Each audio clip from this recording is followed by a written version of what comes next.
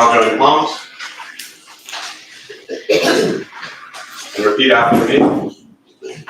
I take refuge in the Buddha. I take refuge in the Dharma. I take refuge in the Sangha. Keeping the palms joined.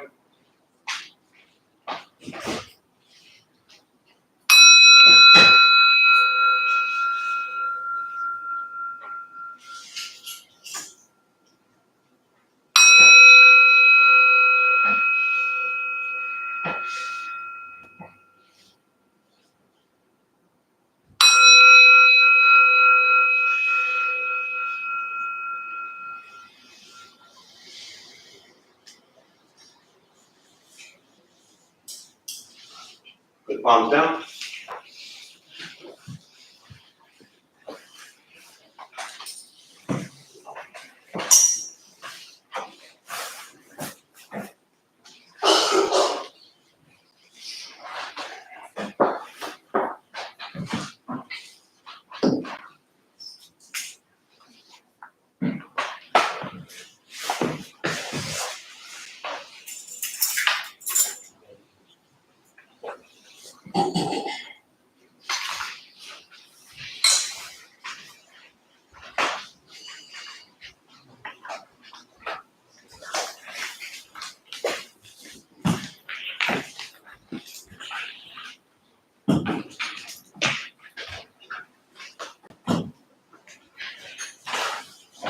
All right, good morning, everybody.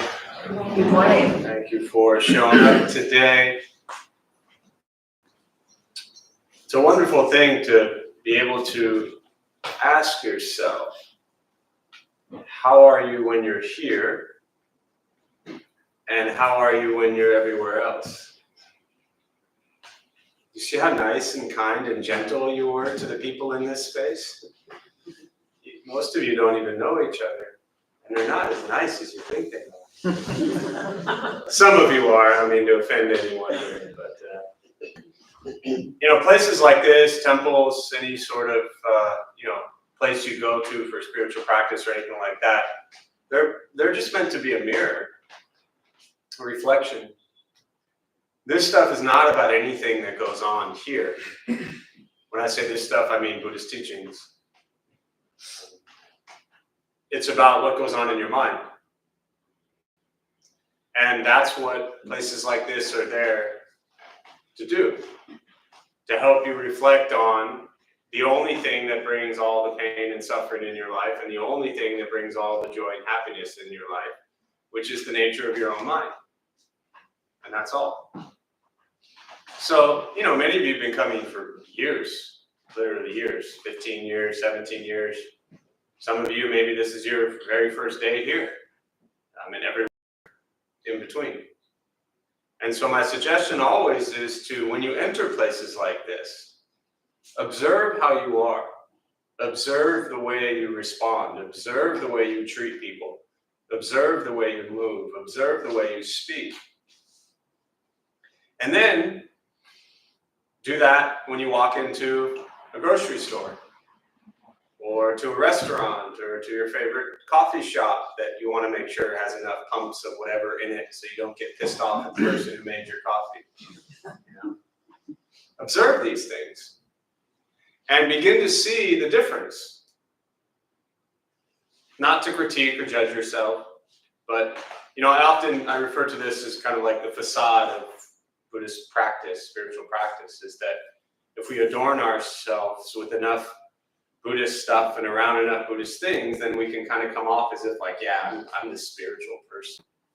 Trungpa wrote a great book called Cutting Through Spiritual Materialism, and it really addresses all of this, that we can get lost in this illusion of what we think spiritual practice is. But spiritual practice is the grocery store. It is Starbucks.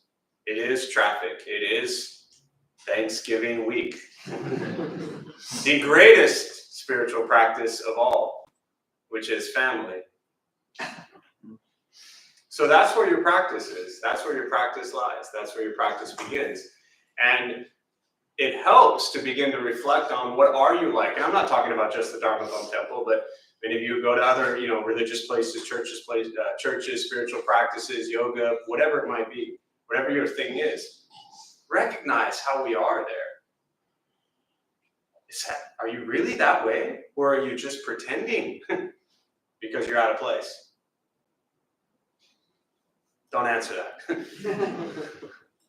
And then that's where the work begins, is to reflect on like, wow, I just pretended for an hour to be really nice and genuine and honest and caring and sincere.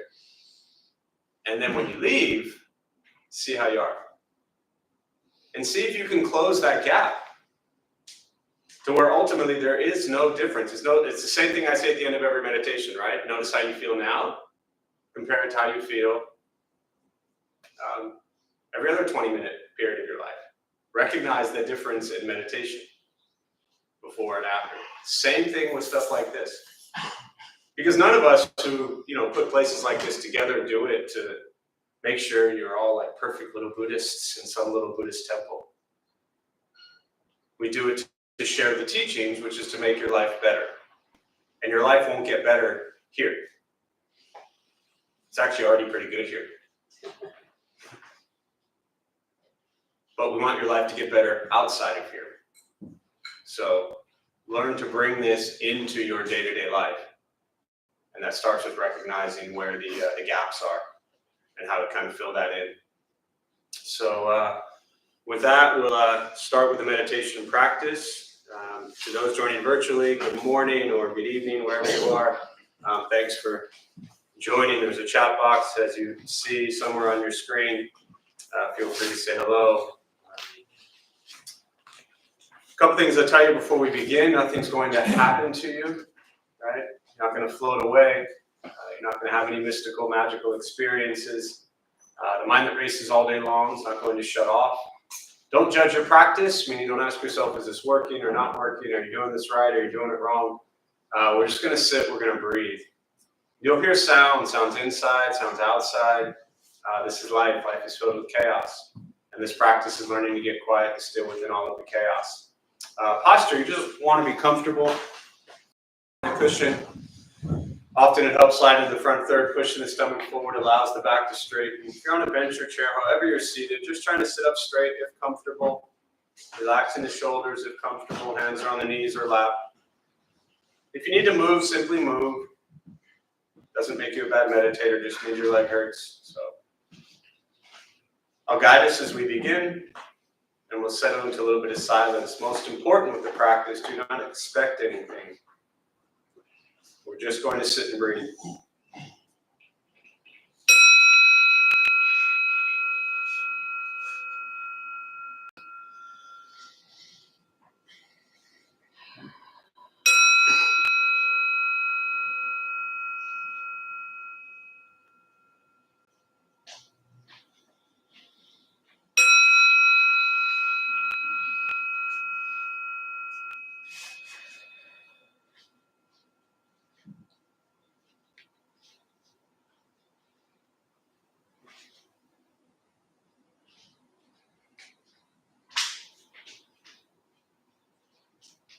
And starting with the eyes closed if comfortable, or slightly open. Mouth is open or closed. We'll start with taking 3 deep breaths, slowly.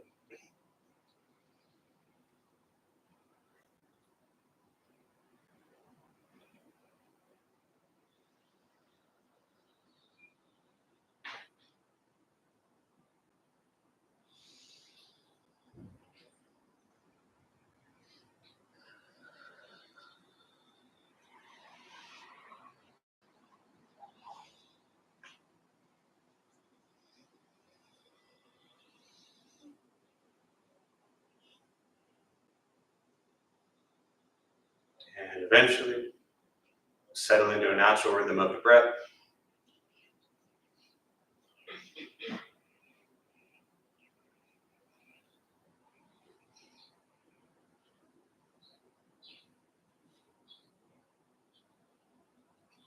Noticing the mind as it wanders.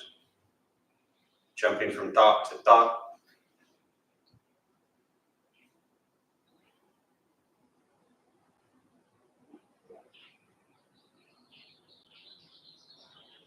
Start with gently guiding the attention, focus to the stomach or chest.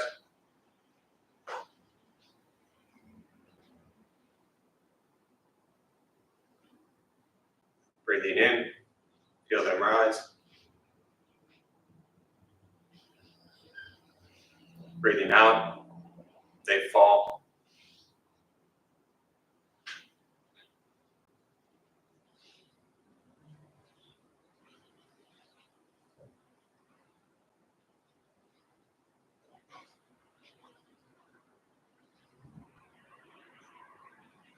Simply continue this practice.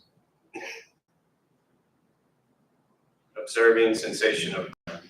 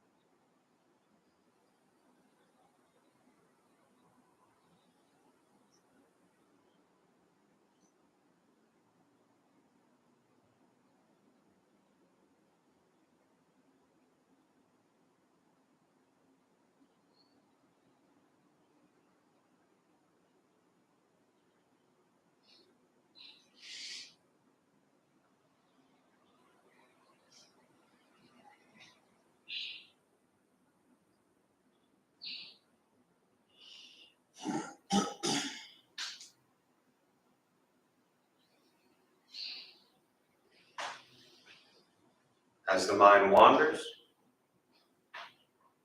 lost in thought, recognize it.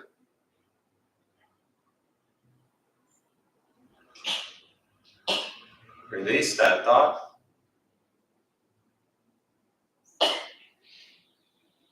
Return attention, focus to the breath.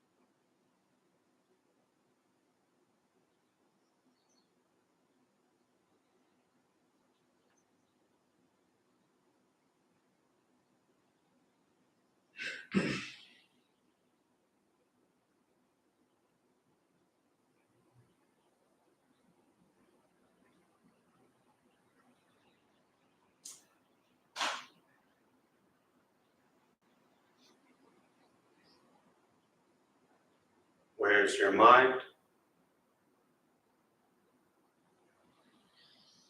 Lost in thought? Return to breath.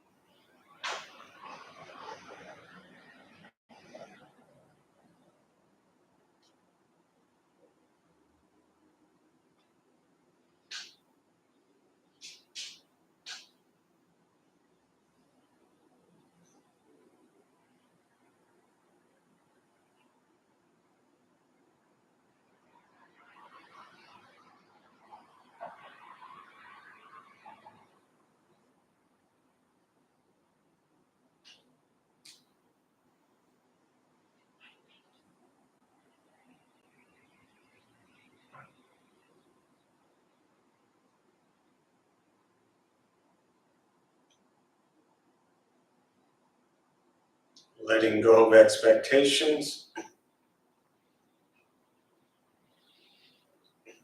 Letting go of judgments of your practice.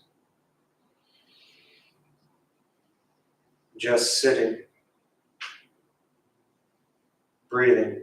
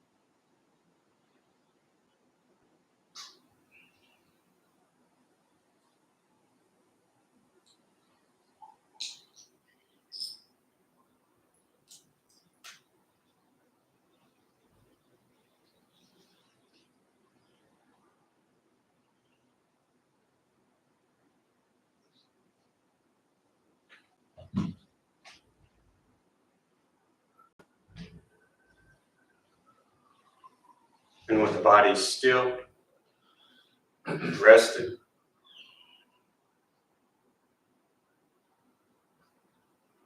and the speech quiet, aware of all sounds, and the mind learning to settle.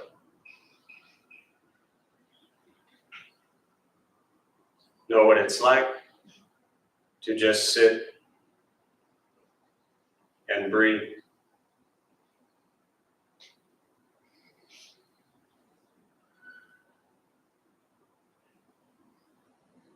Knowing with each breath,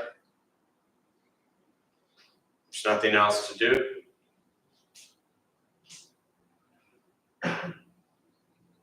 Nowhere else to go.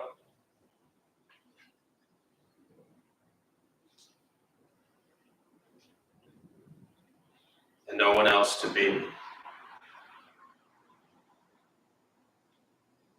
Everything beautiful, exactly as it is.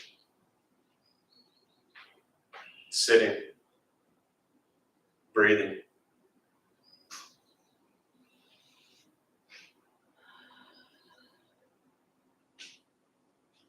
And once again,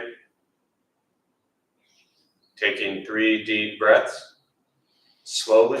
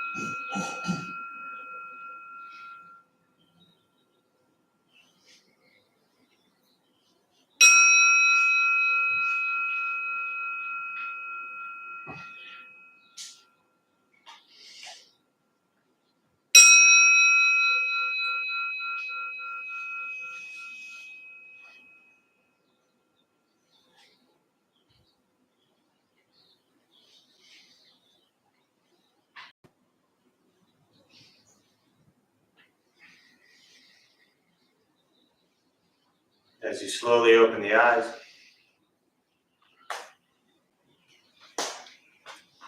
slowly beginning to move.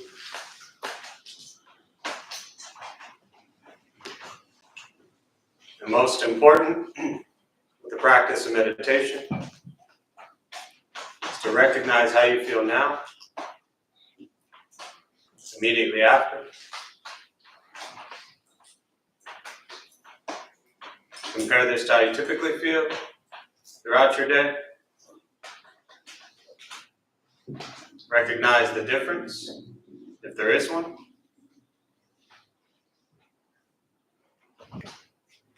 Ask yourselves how you prefer to feel every day for the rest of your life.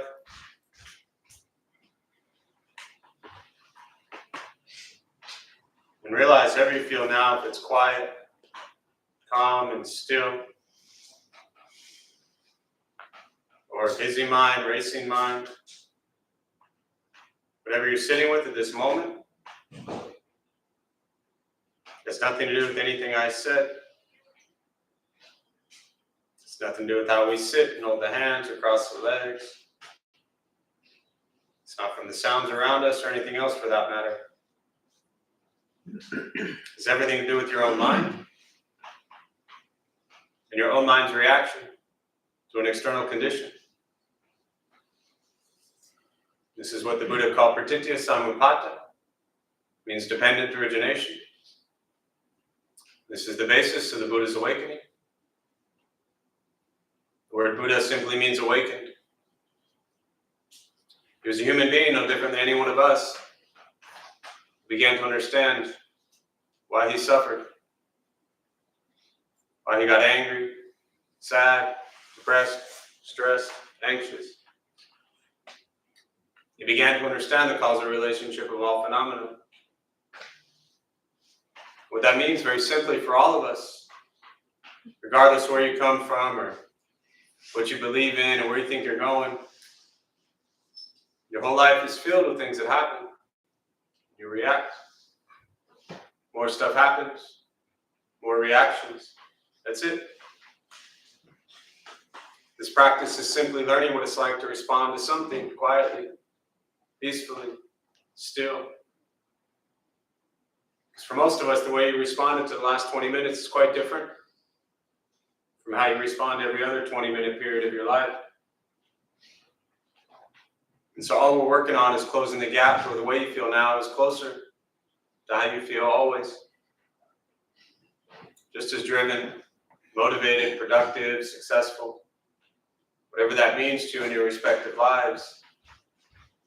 But with a mind that's steady, clear, focused, distracted by nothing, disturbed by no one. This practice is not easy, not necessarily fun. It's not an escape, as often people think it is. It is direct perception into the present moment. And that present moment is often filled with conflict, difficulty, chaos, challenges. And so we're learning to be with life as it arises, which is different from what most of us have done the majority of our lives, which is try to run from conflict and difficulty and chaos and challenges. This is being with life as it is, understanding your reaction to it, and learning to respond with kindness, compassion, understanding, forgiveness. Meditation is free. Buddhist practice is free. It's just sitting, breathing, learning to be kind to yourself and everybody else. And that's it. Once we stop trying to change, fix, control, manipulate everything and everyone around us, and we work on changing our mind and our reaction to the world around us, life gets simpler. But it takes time. And as I talked about at the beginning today, an important part of this practice, when you begin to explore Buddhist teachings, don't forget that it's not about something outside of you. All of Buddhist teachings are simply pointing to the fact that you and the nature of your mind controls your reality. And that's it. If we think some other place or some other person or some other book or some other whatever is going to bring us happiness, then we miss the entire point of what this practice is about. It doesn't mean that we can't find happiness in other people or places or things. But the source of all of our happiness comes from our own mind, our own hearts, and our own reaction to the world around us. And in all the years I've been doing this, most people just want to be happy. And yet they're constantly seeking and searching for something or someone else to make them happy, not realizing that they have everything they need right now to be happy. So with that, I'll pause. For me, I really just prefer to respond to questions, meditation, Buddhist practice, anything you're sitting with. And again, to those who are joining virtually, welcome. Thanks for being here. There's a chat box on your screen. Feel free if you have any questions or just want to say hello to put them there. I'll do my best to respond. We'll use the rest of our brief time this morning and I'll just open up to questions.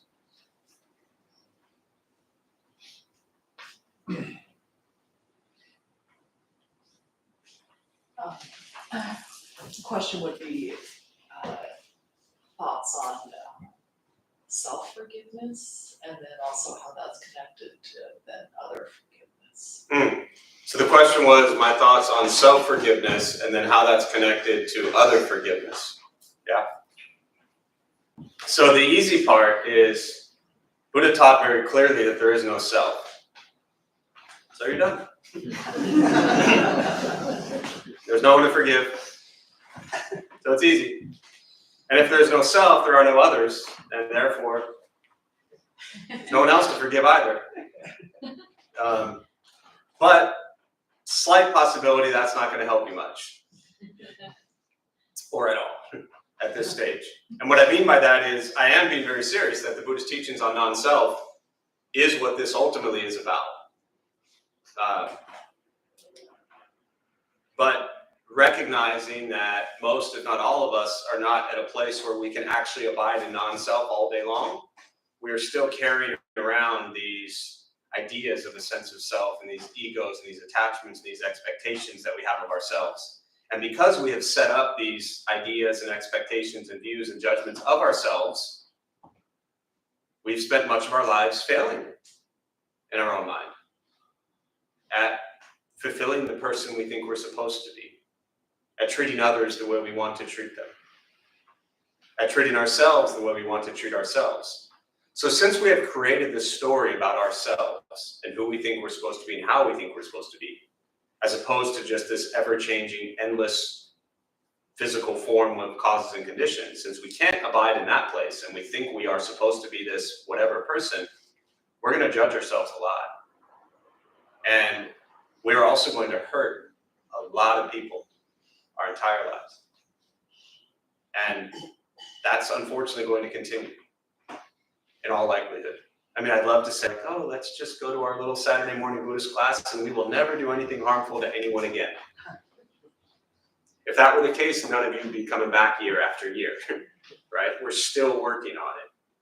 So part of having this forgiveness of yourself is to recognize that you're just human.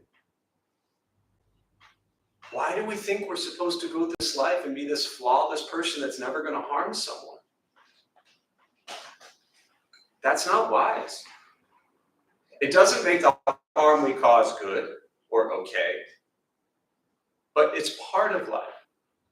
And if we don't learn to forgive ourselves, we will spend the rest of our lives hating ourselves. Right?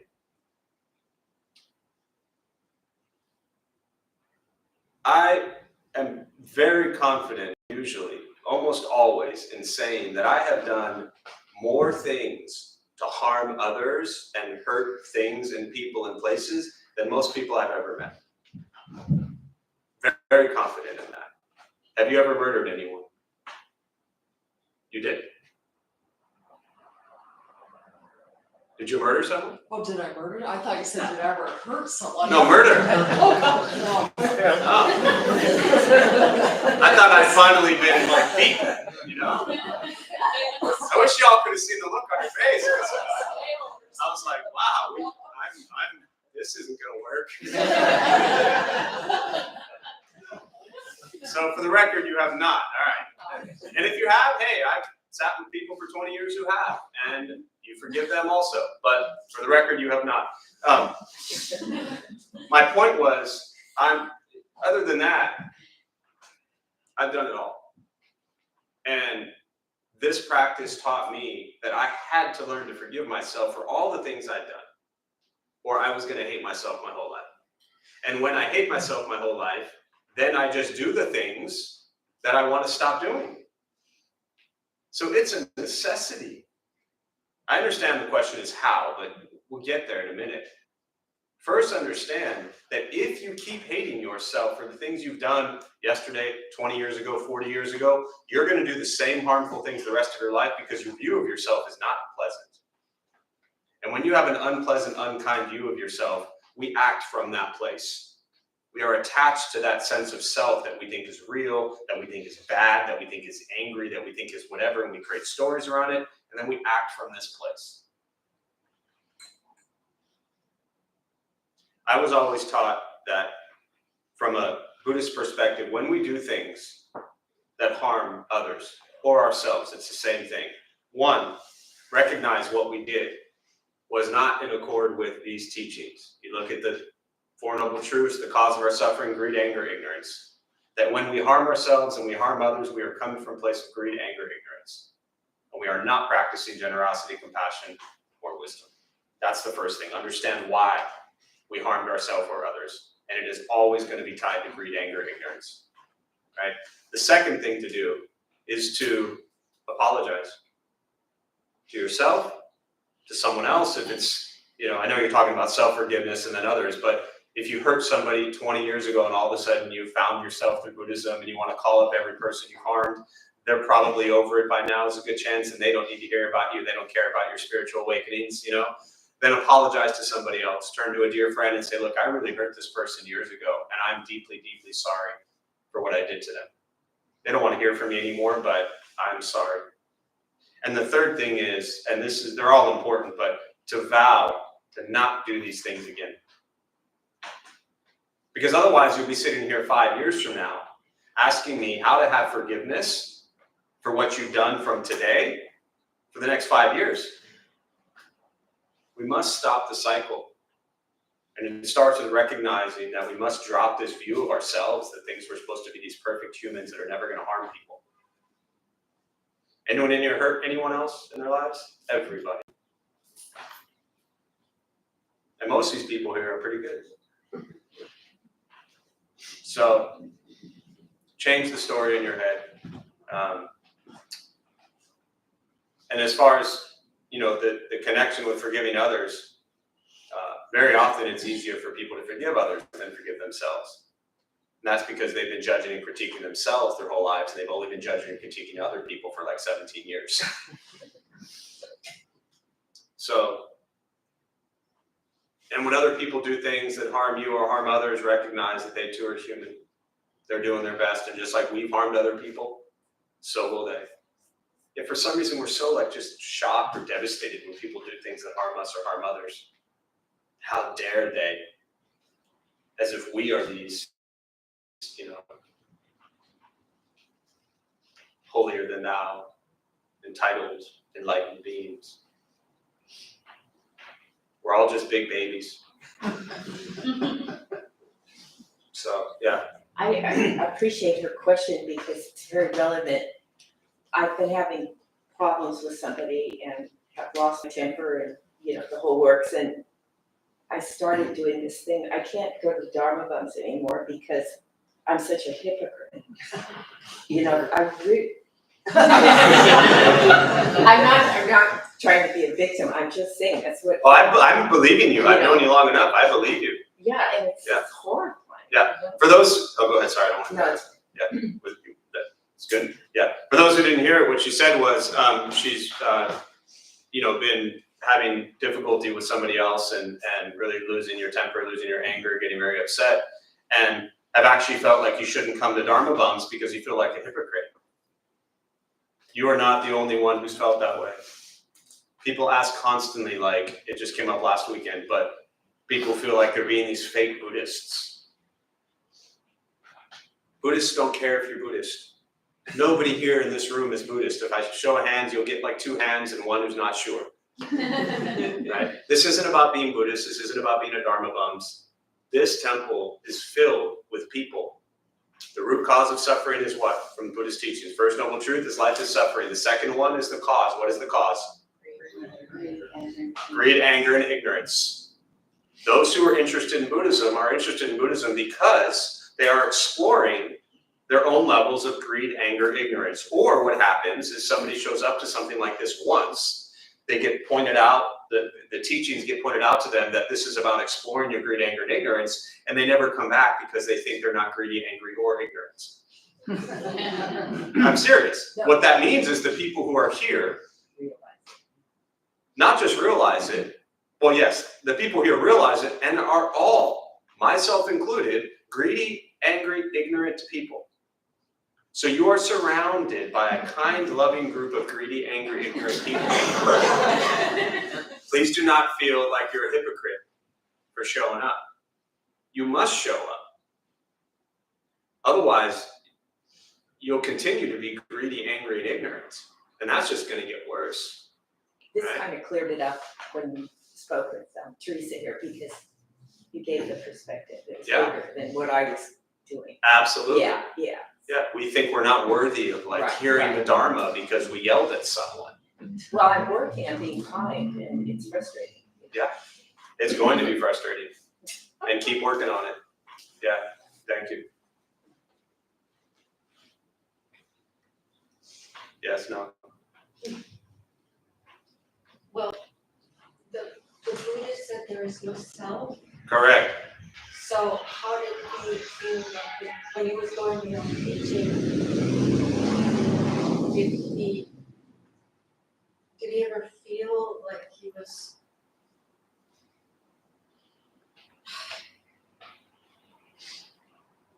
Did he ever harm? He suffered, right?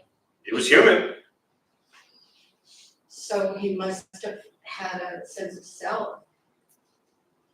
So I get it. I just wanted to let you finish. So the question was about how the Buddha felt. First, I can't tell you I can't even tell you how I feel half the time. So definitely can't tell you how someone felt 2,500 years ago. But I understand the question is around the lack of clarity around non-self and what does that actually mean is what this is about when he was going around teaching. When he was going around teaching, what he recognized was that his journey and everyone he was around were human and people who were attached to their sense of self. Non-self doesn't mean you don't exist. It doesn't mean you're not there. It doesn't mean like, if you pinch your arm, you're going to feel it, right? It doesn't mean you're just poof, gone. It means that you are absolutely attached to your ego, your story about yourself, and you think that you are this permanent physical thing that's never going to change. And yet the law of impermanence, as the Buddha taught, is telling us that we are changing every single moment, every single breath. Everything is changing. So it's not, ourselves are not permanent. They're constantly changing. So how can we say what Jeff actually is, right? We are always changing. Hang on, I see it. It's like the fifth grader in class, we're constantly changing. So are you the same as you were yesterday? Tomorrow? 5 years ago? 5 years from now? No. So who are you? You are just an accumulation of experiences. But if I ask you to tell me about you, you'll give me a story. And if I ask other people who know you, they'll give me a story. Is that actually who you are? Those are just expressions of experiences. So non-self has to do with understanding that we exist, but we exist completely differently from how we perceive ourselves to be. And because we have a perception of ourselves and what we think we're supposed to be and how we think we're so entitled and we should have this and we should have that and they should do this and they should do that, we draw a separation between me and you. And we think I'm more important than you are, so I'm going to take care of me and screw you. Welcome to the world, because we think ourselves are more important than others.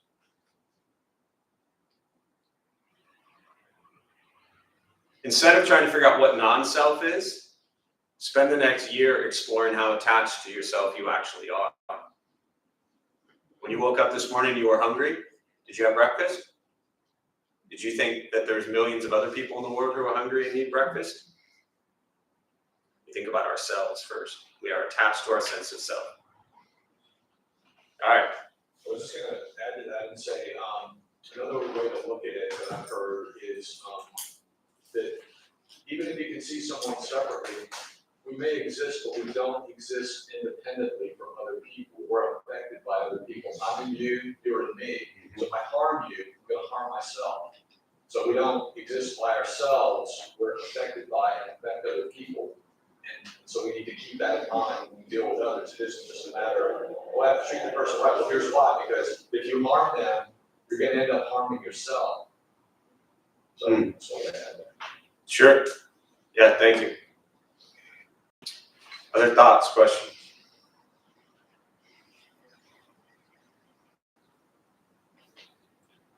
Go ahead. I woke up this morning and went into the kitchen and there were ants all around. I got rid of them. But you know what? I actually felt, I was saying I'm sorry as I was doing that because I was killing all of them. But what do we? The ant question. The endless question on ants. What do we do? So, just to paraphrase for those virtually in the back, maybe didn't hear. You woke up this morning, you went into the kitchen, and there were ants everywhere. And you didn't know what. Actually, you didn't say you didn't know what to do. You said you killed them, and you felt bad. You went into the kitchen. There were a bunch of ants, and they were like, "Oh no, she's back." They didn't kill you, did they? Yeah, that was nice of them. Oh, there's that guilt. Right? You can still come back next week. You're not the only one in the room that killed ants. Here's the thing. Buddhist teachings, precepts, non-harming, okay? Don't cause harm. Real simple. Ants, animals, cows, chickens, turkeys, fish, all of them feel harm. Years ago, one of the college kids said one of the best things I've ever heard after a meditation, or it was a discussion after meditation, and one of the kids talked about what meditation was like for them, and they said for them, meditation, fishing, they said was a very meditative practice. And somebody else said, that's only because you can't hear the silent screams of the fish. And described what it was like when the hook went through the fish's mouth. I'm not saying these things to make you feel guilty or bad for all the turkeys that are going to be slaughtered this week and all the fish that we're going to eat and all the burgers we're going to have. You're going to feel however you feel.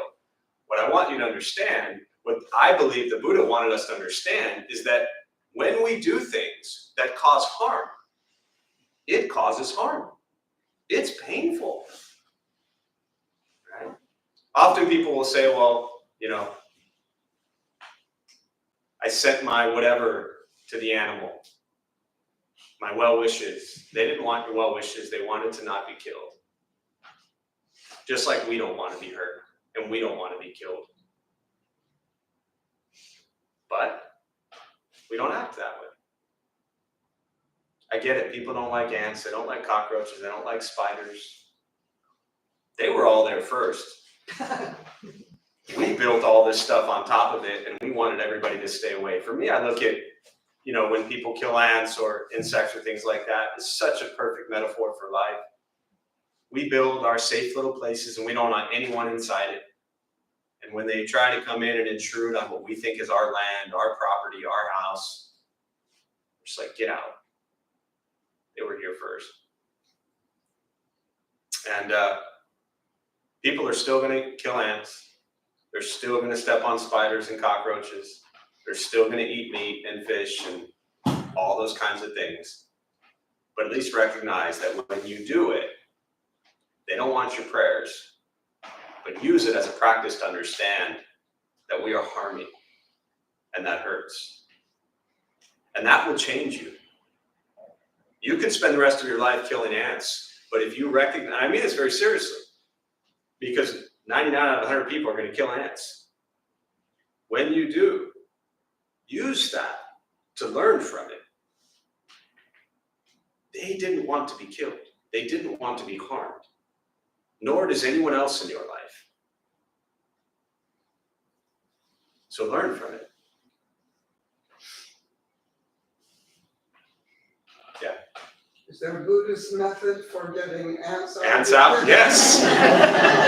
Funny you should ask. The question was, is there a Buddhist method for getting ants out? So some of you here, maybe less now because we haven't gone in years since the pandemic, but we used to go up to a Baofa temple. It's a Taiwanese temple up in Irvine. Very beautiful space. And they,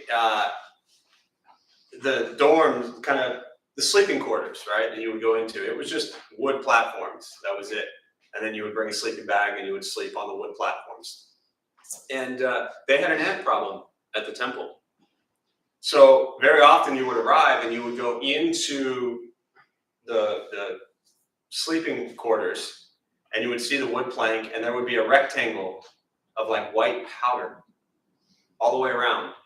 And it was like a boric, thank you, boric acid powder. Because ants, say again? Cream of tartar, which you have in your kitchen, works as well. Cream Cream of tartar. Cream of you have in tartar. your kitchen. Right? So at the monastery, they would put that around, and when you would sleep, you went inside it. So the ants didn't go through it.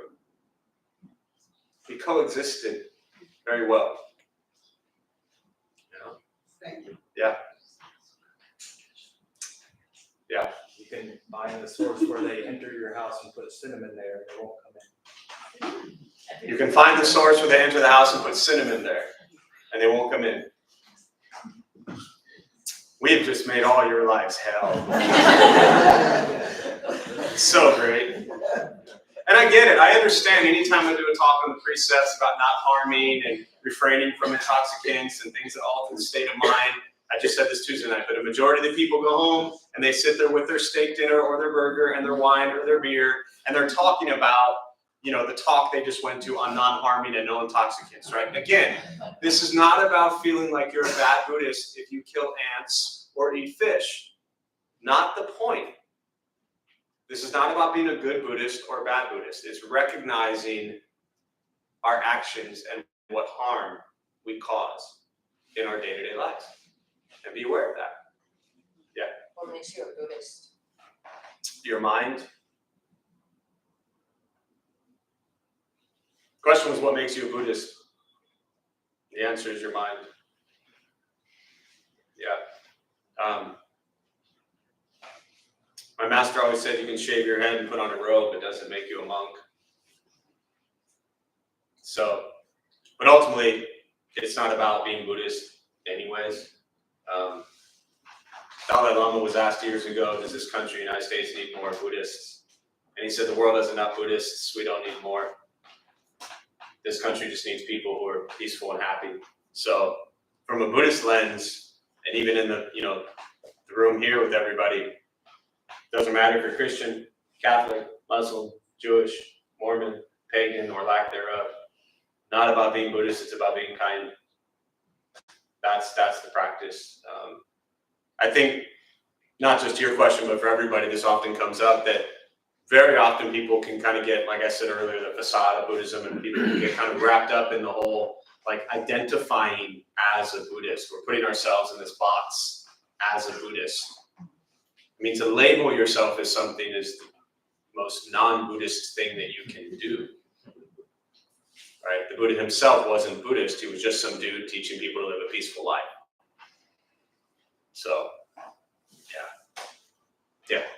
What I think of that, as she asked, is as we go back to her question about the non-self. Mm. And so it goes back to the whole thing about identification.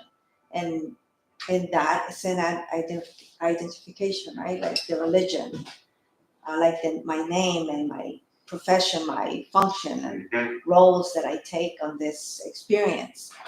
But they're just like branches that we grab onto to almost to find ourselves worthy. That's it. To give ourselves a sense of feeling okay.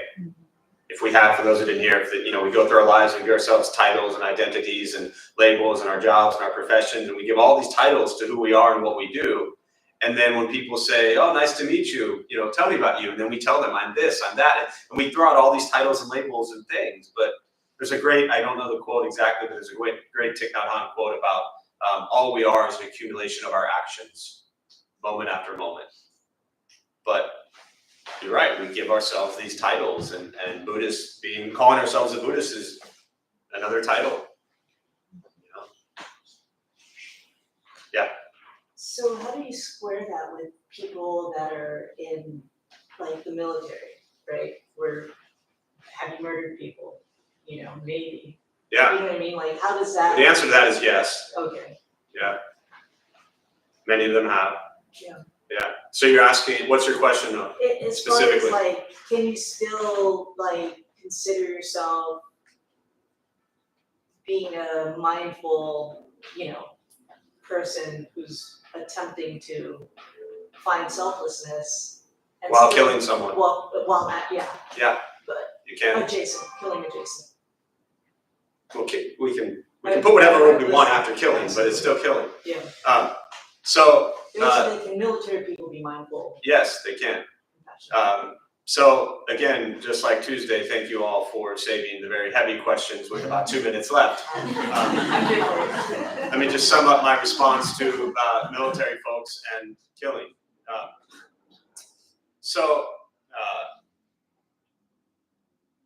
In 2009, so 14 years ago, I started working, doing volunteering, doing meditation at, it was called Oasis. It was the Navy's first residential treatment program for active military coming back from combat with PTSD and TBI, traumatic brain injuries, right? And I worked intimately for about 6-7 years with the Navy psychiatrist who built this program and brought it in. And he knew the work I was doing. He said, hey, Jeff, do you want to come in and do meditation? And kind of in addition to that, for about 7 years, was doing Buddhist groups once a month down at MCRD, boot camp, 18-year-old Marines just fresh out of wherever they are in the country and starting their training, you know.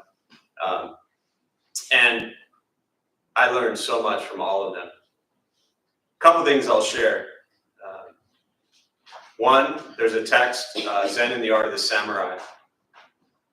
And the book talks about the kamikaze warriors that would fly the planes, becoming one with the blade as it went through someone. Whole history of this. Bring it to just, and again, a civilian, never been in the military, worked for that population a long time, but can never fully understand that. So all I'm sharing is my perception of what I've learned from people. And a dear friend of mine, Smitty, she's one of the leaders at the Buddhist Temple San Diego, 2929 Market Street, downtown. Zen priest and Navy veteran who would fly the helicopters. And she said to me one time, probably 14 years ago, Jeff, most people don't join the military because they want to kill people or hurt people. They join the military because they want peace. And when she said that to me, it completely shifted. I get chills every time I think of it. It completely shifted how I view that stuff, because there are a lot of Buddhists out there, and I don't mean this to throw anyone under the bus. I'm not going to say any names, but there's a lot of Buddhist teachers out there who absolutely refuse to teach Buddhism to the military. And I think that's disgusting. I was at Oasis one time, and I finished the class. We were discussing stuff, and one of the guys was a sniper. And we were talking about meditation practice and ultimate concentration and focus. And he said, we should have learned this before we deployed, meaning the ability to concentrate and focus. He said, it would have made me better at my job. And I walked out of there realizing that I was teaching him a skill that was actually going to make him a better sniper.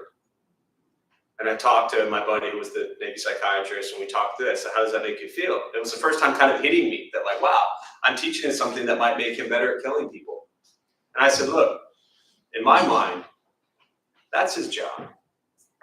He needs to do his job. It's not my place to judge his job. He's doing a job to keep the world safe. And I am endlessly grateful for that. He's also not going to spend his entire life as a sniper. He's hopefully going to go home with family and friends and need to learn skills that will keep him from being triggered and having incredibly bad experiences. So, intention is important. Why we do things is important. When we do things coming from anger and hatred and rage, that's one thing. When we do things because we're coming from a place of wanting to create a peaceful world, a safe place for all of us to be. Anyone in this room worried about a bomb dropping on their head right now? I don't think so. There are reasons for that. People have lost and sacrificed lives in the military to create the safety that we have. And I, as someone who's not in the military, could not have more respect and admiration for the people that sacrifice their lives to do those things so we can sit here and feel safe. And very too often then judge and critique, I know not you, but very too often then judge and critique all those other people who are doing what they need to do so we can feel safe. And I think that's also disgusting, because they deserve better than that, you know? So, yeah. Mindfulness is intention. Yeah. So I'm going to close on that. We'll join palms. May the benefit of this practice be shared with all beings in all directions. May all beings be at peace. May all be free from suffering. May any merit gained from this practice be transferred to those who need it most.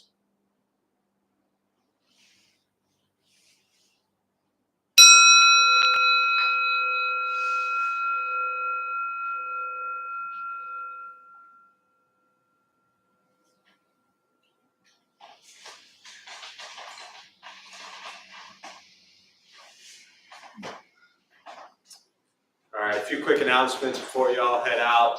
Thanks for being here. My name is Jeff. I'm a Dharma bum. We opened up this temple 17 years ago to introduce Buddhist practice to those who show up. Those of us who lead, we're not monks, we're not nuns, we're not gurus, we're not masters, we're not teachers. We're not looking for students, we're just practitioners. We do our best to take our understanding of Buddhist teachings and put it into terms that hopefully make sense to those who show up. Every day, different practices going on with different, coming from different Buddhist traditions. Couple things out of the ordinary coming up this Thursday. Every Thursday we have our food distribution program. This Thursday it will be at 10 a.m. So instead of making a ton of gourmet vegetarian meals, also known as peanut butter and jelly, we will be doing it at 10 a.m. So throughout this week, if anybody wants to drop off peanut butter and jelly anytime throughout the week, you're welcome to. It'll definitely get used. Sliced bread, if anybody wants to drop off sliced bread, please do it on Wednesday. We don't need it tomorrow, and then it'll be moldy by Thursday. So if you're just going to bring bread, that's wonderful, but please bring bread only on Wednesday. Otherwise, peanut butter and jelly you can bring anytime throughout the week. Thursday, 10 o'clock, we'll meet here downstairs. Also, we'll be passing out, if there's an Amazon wish list on the website or went out in the newsletter, we'll also be passing out socks and some blankets and some hand sanitizers and some other toiletry items. So if anybody wants, you can go to the wish list, see it there, or you can just drop off throughout the week. That's great also, any of that type of stuff. So again, Thursday, 10 o'clock, we'll prepare and package everything up from 10 to about 11:30-ish, and then head out downtown, 30, 45 minutes or so, passing stuff out, and we should be done by, and back by 1 o'clock. So if you can only come for part of that, that's great. First half, second half, whatever. If you just want to drop stuff off, that's okay too. Whatever you want, it'll be there. So we appreciate everyone who will help with that. The other thing is next Saturday, we have some, as you've seen slowly, bits and pieces of some garden renovations that we've been working on behind the scenes for about 7 years, and they're slowly starting to come together now. So next Saturday we have, it shouldn't be loud, but we'll have some things being moved next Saturday, and so class will be normal, but we'll just enter through Buddha for You downstairs. So if the gates are closed here, we're still meeting, you're just going to come in through the downstairs area. If you need access for whatever reason to up here, just let us know, and we can probably let you in this way as well. But otherwise, we'll come in from Buddha for You next Saturday. And I do need, if there's 2 people, they're not too big, so you don't have to be too strong, but there's one little area that we've got about 5 or 6 relatively smaller rocks that just want to dig out and move from one area to another. So if 2 people want to help with that, just grab me after and I'll show you where it is. Other than that, thanks for being here. Buddha for You is downstairs if you need anything. Appreciate it, and be well.